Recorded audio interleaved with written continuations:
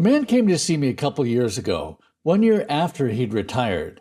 As we sat down and reviewed his situation, it pretty quickly became clear that in the 12 months before he retired, he'd made 4 decisions that combinedly, projected over a 20-year retirement, will end up costing him over $500,000 in retirement income that he'll never get back. Unfortunately, no one had told him that retirement strategy needs to change in this final window before retirement, and the mistakes made here can't be undone once made. I'm Clark Atterbury, a financial advisor with over 30 years experience working with pre-retirees and retirees. In this video, I'm going to share with you a 7-step checklist, the very one that I use with clients who are going to be retiring in the next 12 months. And I'll share with you the very moves that could have saved that man $500,000, and they can protect you too. The 12 months before retirement is the last window where you have full flexibility over contributions, conversions, and financial structure. Most people treat it like any other year. That's the mistake. Step 1,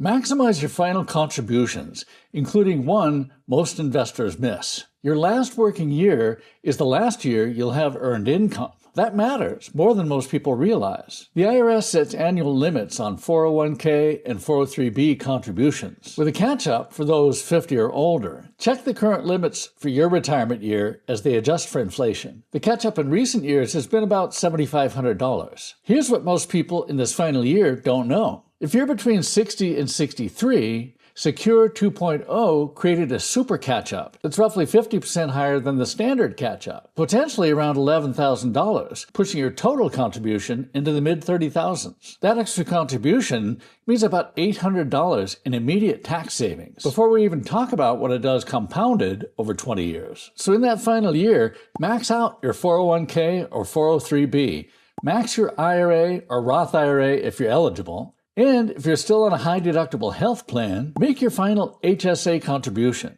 HSA dollars are triple tax-advantaged. A deduction going in, tax-deferred growth inside, and tax-free withdrawals for qualified medical expenses in retirement. These doors don't stay open. Your last working year is the last year you can walk through them. Step 2, run your Roth conversion math, but watch the IRMA trap. The year before retirement is often the best Roth conversion window you'll ever have. Here's why. Your earned income is about to drop. The W-2 wages stop, you haven't started Social Security yet, and RMDs are still years away. That creates a low income window where you can convert traditional IRA or 401k money to Roth at rates that may be lower than anything you'll face later in retirement. A $50,000 conversion done in the 12% or 22% bracket today, instead of being taxed at a higher rate down the road, can save tens of thousands over a 20-year retirement. Lower RMDs, a better tax situation for a surviving spouse. Real money. But there's a trap almost nobody talks about, and I've seen it blindside otherwise prepared people. IRMA, the income-related monthly adjustment amount,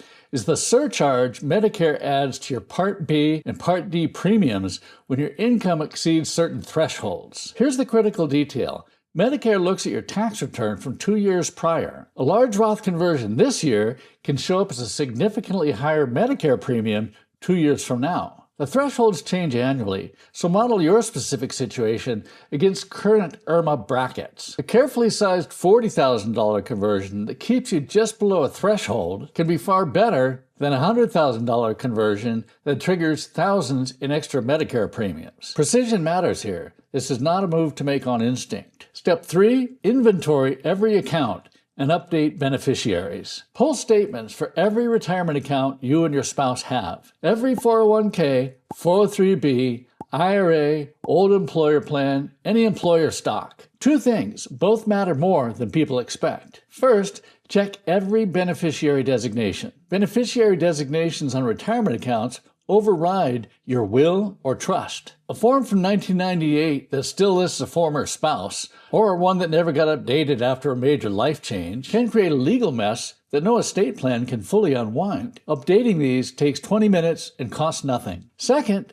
make a deliberate decision about your rollover strategy. Rolling old 401ks or 403bs into an IRA account often makes sense. Simpler management, broader options, but there's a nuance. If you separate from your old employer in or after the year you turn 55, the rule of 55 lets you take penalty-free withdrawals directly from that 401k. Roll it over into an IRA first, and you typically lose that exception until age 59 and a half. Know that rule before you roll over. I have another complete video on when it is or isn't smart to roll over a 401k into an IRA.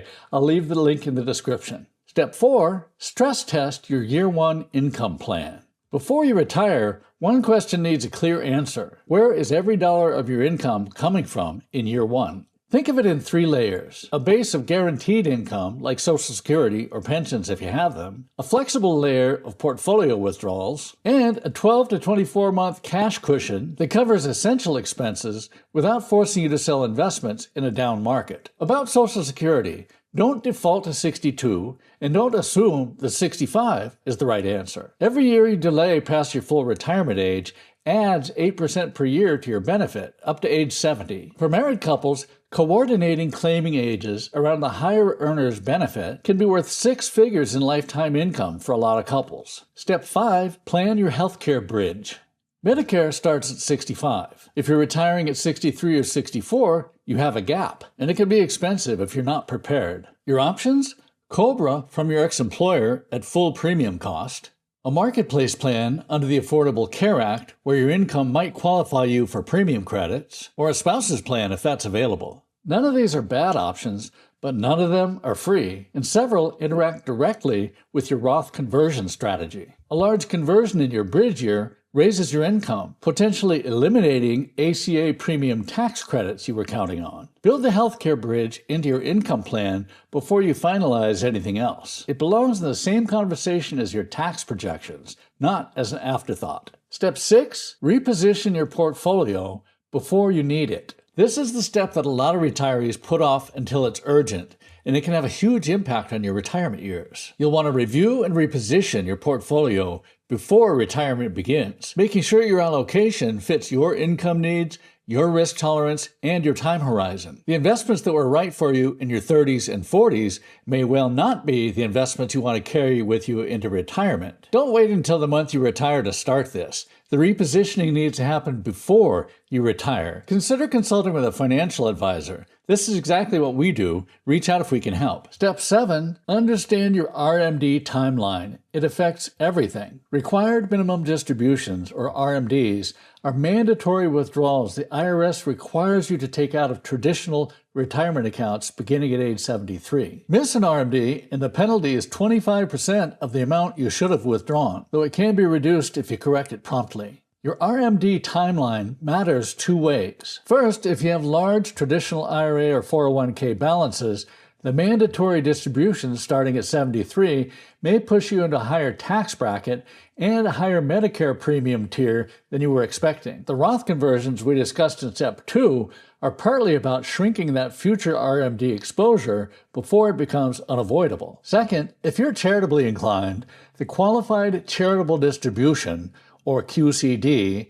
allows anyone 70 and a half or older to direct up to $105,000 per year, that limit adjusts annually, from your IRA directly to a qualified charity, satisfying your RMD without it showing up as taxable income. Be sure you know your projected RMD amounts before you retire. They're an integral part of your retirement income plan. The 12 months before retirement isn't the time to coast. It's the last window where almost every lever is still available. Contributions, conversions, structure, timing. After you retire, most of these moves get harder or disappear entirely. If you go through this checklist and you're not sure where you stand on any of these items, that's exactly the conversation I have with clients every day. The link to schedule a no-cost, no-obligation consultation is in the description below. If this was useful to you, consider subscribing to our channel. I put out content specifically for those of us 55 and older, and it's the kind of content you won't find on a generic finance channel. For more on retirement planning and investment management, watch these videos next.